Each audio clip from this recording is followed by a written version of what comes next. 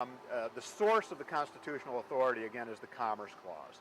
And so just like the government and the FCC did with traditional broadcast media, they have the authority to regulate those in the way that best serves the public, both to preserve competition, as they did in the traditional media sources and as we continue to do in traditional media sources, and to preserve competition now among the internet service providers.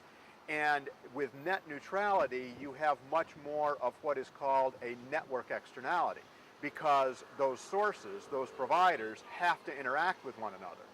And so in order to make sure that they interact with one another, then the government has the authority to step in and do that, because that is part of their duty to preserve the commercial structure within the United States. So that's the source of the constitutional authority. So what is the crux of the issue in terms of the power of the government? The power of the government as it relates to net neutrality is really the power to regulate the access question.